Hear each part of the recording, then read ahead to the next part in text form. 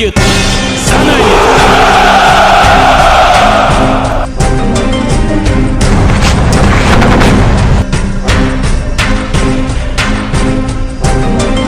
ሀገራትና መንግስታት በመድሪቱ ታሪክ ታይቶም ሆኖም የማያውቅ የተባለለትን የጦር ኃይላቸውን ማጠናከር መያዛቸው ተነግሯል። በሩሲያና በዩክሬን ጦርነት ዩክሬን የሩሲያን ጦር ኃይል ከምድሯ ለማስወጣት ካልቻለች አሜሪካ ጦሯን አስገብታ ሩሲያን መውጋት አለባት አሉ የአሜሪካ ባለስልጣናት። የሰሜን አትላንቲክ ጦር ቃል ኪዳን ድርጅት ኔቶ በበኩሉ በዩክሬን ጉዳይ ለረጅምና ግዙፍ ጦርነት መዘጋጀት አለብን ሲል የምዕራባኑን የጦር ጥምረት ድርጅት በጥብቅ አሳስቧል።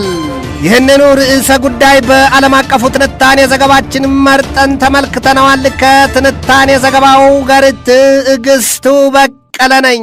ሁሌም አዳዲስ ቪዲዮ ስንለቅ በቶሎ እንዲደርሱ ሰብስክራይብ ማድረግ የደውሏን ምልክት ይጫኑ።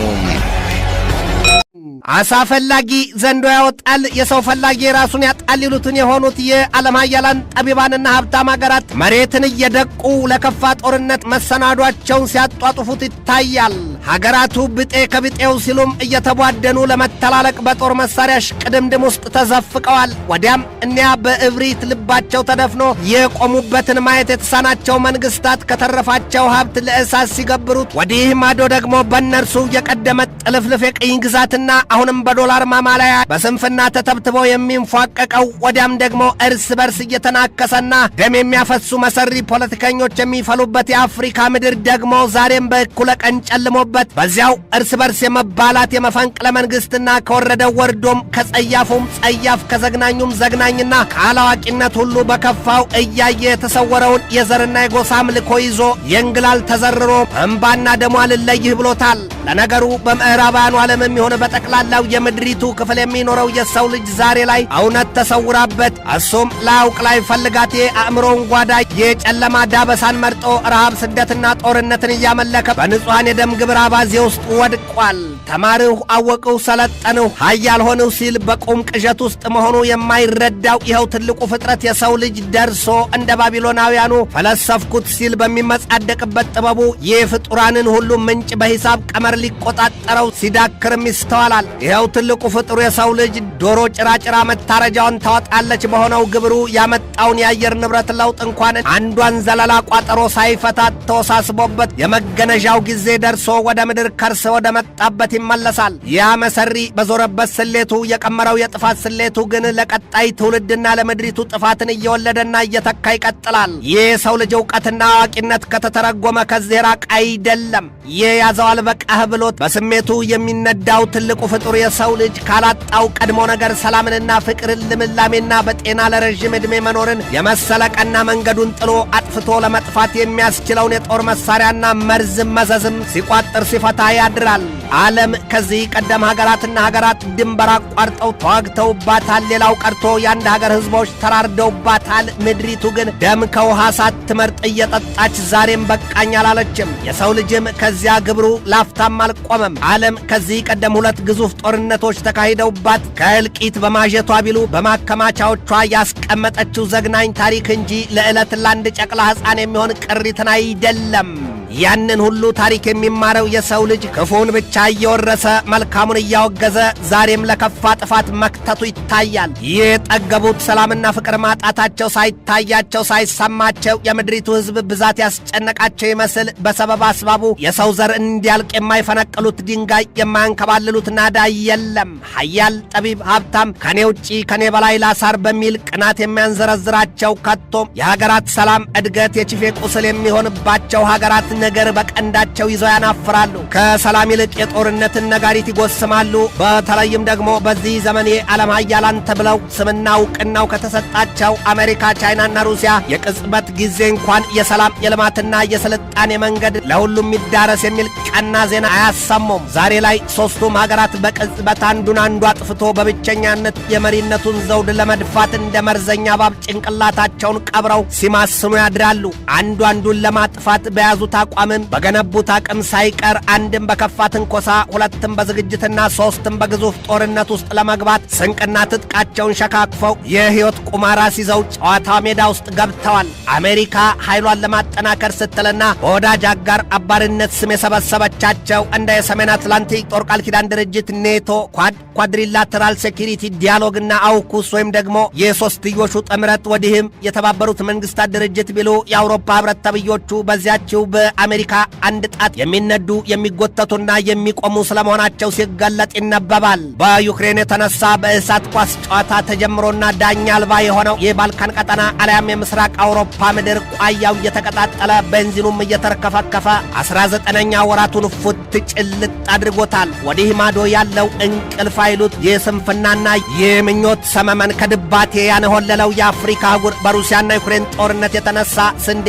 ነዳይ ዘይት፣ የመሬት ማዳበሪያና የምግብ ዘይት አጣው ሲል ያነባል። የአፍሪካ አህጉር ብዙ ክፍሉ ድንጋይ ሆኖበት እንጂ በወጉ አርሶና ለስልሶ ለሚዘራበት እንኳንስ የእህል ዘር ቀርቶ ጥርስን ፍቀው የጣሉትን መፋቂያ ሳይቀር የሚያበቀል ነው። ቀድሞ ነገር የመሬት ማዳበሪያ ይሉት አጥፊ ኬሚካል የሚያስፈልገው አልነበረም። ወዲህም መቼ በወጉ ታርሶ መቻ በላና ሩሲያና ዩክሬን በምክንያታቸው ተያይዘው ወደ ጦርነት ቢወርዱም የአፍሪካ መንግስታት ለማስታረቅ ማለም እሰየው የአንዱ ጉድለት አንዱ ባልቴትን እንጂ አለያም ከዚያም በላይ የራሷ አሮባት የሰው ታማ ስላለችን ካልሆነ ጉዳዩ የአፍሪካን ምድር መንግስታት አጎንብሶና ታጥቆ ምድራቸውን እንዲያለሙ ልብ የሚያስገዛ እንደነበር መገንዘብ ያስፈልጋል። እኒያ ነጮቹ የረገጡት ቀርቶ ያዩት እንኳን መቅኖ ያጣል የሚባልላቸው አካላት ገና የዚህ እያለው ያጣውን የአፍሪካን ምድር ከብስል ፍርፋሪያቸው እየጣሉለትና እያላሱት ጊዜ እየጠበቁለት እንደቀደመው የቅኝ ግዛት ዘመን መዥገር ሆነው ወዝና ደሙን ሊመጡት ማቀዳቸው አይታይም፣ አይሰማቸውም። ለአህጉሩ ፖለቲከኞች የአፍሪካ መሪዎች ባላዋቂነታቸውና በስንፍናቸው በሚያስነሱት ጦርነት ህዝባቸው ሲፈናቀል፣ ሲሰደድ፣ ሲራብና ሕይወቱን ሲያጣ ስልጣናቸው የሚጠናላቸው እድላቸው የሚቀና ይመስላቸዋል። ለዚህ ደግሞ የሱዳኑን የ30 ዓመታት ንጉሥ ሆነው ከቅብ አንግስናቸው ውጪ የህዝባቸው ልቂትና ሰቆቃ ልታይ ብሏቸው ሱዳንን ለዚህ ለዛሬው ሞተው እንኳ የማይቀበሩበት ሀገር እንድትሆን ማብቃታቸው የሚነገርላቸው የቀድሞው የዚያች ሀገር መሪ አልበሽር የአፍሪካ አህጉር ትሻልን ትቼ ትብስን ካልሆነ በተቀር ይሄ ከዚያኛው የሚባል የሚመረጥ የለው፣ ጉዳዩ ሆዲፍጀው ነው። ሕፃናት ሲራቡ ተፈናቅለውና ቆስለው ሞት እንኳን ርቋቸው ሲሰቃዩ በአፍሪካ አብያተ መንግስታት ያሉቱ በጀነራልና በዶክተር ማዕረግ የሚቆላመጡት ፖለቲከኞች አለያም መሪዎቹ አዎን መሪዎቹ አይናቸው መነጽር ጆሮአቸው ዳባ ለብሷል ነው የሚባለው። ከፊሎቹ ስዩመ እግዚአብሔር ገሚሶቹ ስዩመ ነገድ ሆነው ዛሬን ይታያሉ። የዚያ የምዕራቡ ዓለም ፖለቲከኞችና መንግስታት ደግሞ በዚያው በሩሲያና በዩክሬን ጦርነት የተነሳ ከዳር ቆመው እያጨበጨቡ የዩክሬንን ልጆች እየማገዱ ቢጠብቁም የሩሲያን የእሳት ከርስ አልሞላ አልጠግብ ብሎ 19 ወራት የእሳት ባህር ዋናው ቀልጧል። ምዕራባውያኑ መንግስታት ከተሸበረው ልባቸው ፍርሃት ካራደው ወኔያቸው የተነሳ በዚያ የሩሲያና ዩክሬን ጦርነት እግራቸው ገብቶ ለመዋጋት አልቻሉም እንጂ የጦር መሳሪያና ጥይታቸውን እየሰፈሩ ሰጥተዋል። ገሚሶቹ እንደውም የጦርነቱ አፈሙዝ ወደኛ መዞሩ አይቀርምና ከአሁኑ ጥሪታችንን ጨረስን እያሉ ከስጋት ባለፈ ቁጣና ንትርክ ውስጥ መግባታቸው ይነገራል። ከአሜሪካ ጋር ትናንት ከወደዚያው የምዕራቡ ዓለም የጦር ጥምረት የሰሜን አትላንቲክ ጦር ቃል ኪዳን ድርጅት ኔቶ ዋና ጸሐፊ ጄንስ ስቶልተንበርግ የተሰማው ዜና ምዕራባውያኑ ሲሸሹ ሲፈሩት የነበረውን የሞትና የእልቂት ጽዋ ካልተጎነጩት የትምና መቼም እንደማያመልጡት አመላካች ሆኗል ነው የተባለው። ስቶልተንበርግ አሉ በሩሲያና በዩክሬን መካከል ጦርነቱ ቶሎ የሚጠናቀቅ አይደለምና ጎበዝ፣ በዚህ ጦርነት ገብተን ለመዋጋት ተዘጋጅተን እንቆም ነው ያሉት። ከጀርመኑ የፋንክ የዜና ተቋም ጋር በነበራቸው ረዥም ቃለ ምልልስ ደግመውና ደጋግመው ረዥሙን አፍንጫቸውን ሲነካኩ የታዩት የሰሜን አትላንቲክ ጦር ቃል ኪዳን ድርጅት ኔቶ ዋና ጸሐፊ ጄንስ ስቶልተንበርግ ብዙዎቹ ጦርነቶች ሲጀመሩ ገና ከሚጠበቀው ጊዜ በላይ ይራዘማሉ፣ ይንዛዛሉ፣ በሩሲያና ዩክሬን መካከል የሚያጋጠመው ይሄው ነው ብለዋል። ታዲያም አሉ ስቶልተንበርግ መለስ አድርገው ለዩክሬን ጦርነት መጠናቀቅ እኛ አሉ ኔቶን ማለታቸው ነው ተዘጋጅተን በተጠንቀቅ እንቁም ነው ያሉት። ዩክሬንና መሪዋ ዘለንስኪ ክንዳቸው ዝሎ ከወደቁ ዩክሬን ይሏት አገር ተመጦ የተጣለ ሸንኮራ እንጂ ሌላ አትሆንም። የሩሲያው ፕሬዚደንት ቭላዲሚሮቪች ፑቲን አንድም ተሸንፎ ሁለትም በሰላማዊ መንገድ ከመሰለው የጦር መሳሪያውን ከቶም ሰይፉን ወደ አፎቱ ካልከተተ በስተቀር ምድር ጦርነት እንጂ ሰላም እርሟ ይሆናል። ስለዚህ ኔቶ ሆይ ለግዙ ግዙፍና ረዥም ጦርነት ጥሩርህን ታጠቅ ሲሉ ጥሪ አቅርበዋል። የሩሲያ መንግስት በበኩሉ ገና ለተጨማሪ ወዲያም ከዩክሬን ባለፈ ሌሎች ሀገራትን ለማጥቃት ብቻም ሳይሆን ለማጥፋትም ጭምር የሚሳይል መሳሪያውን አይነት በአይነት እያወጣና በሚያጠፋቸው ሀገራት ላይ ያነጣጠረ መሆኑን ደርሰንበታል ሲሉ የምዕራባውያኑና የአጋር አባሮቻቸው መንግስታት ብርቱ ክስ ሰንዝረዋል። በዚያ መሰል ክስ ደግሞ የእንግሊዙን የመከላከያ ሚኒስትር ግራንት ሻፕስን የቀደማቸው የለም ነው የተባለው። እንደ ሻፕስ የክስ ሰነድ ታዲያ ሩሲያ አየር ለአየር የሚምዘገዘጉ መዘዘኛና ባለፉበት የአየር ክልል ሁሉ ጠንቅ የሚጋርጡ የተባለላቸውን የክሩይዝ ሚሳይሎቹን አውጥታለች የሚል ነው። በሩሲያ ባለስልጣናት ልብ ክፉ ታስቦ ምላጩ አይሳብ እንጂ ከምዕራቡ ዓለም እንደ እንግሊዝ ቅድሚያ በሩሲያ የጦር መሳሪያ ላጲስ ላስ ተደርጎ የሚጠፋ ሀገር የለም ነው የሚባለው። አድርገው እንጂ ያቺ ሀገር የፖዘይዶን የሰው አልባ የባህር ውስጥ የኒውክለር ታጣቂ መርከብ አፍንጫውን አሞጥሙጦ ከእንግሊዝ መቀመጫ ስር ሰርስሮ ማድፈጡ ይነገራል።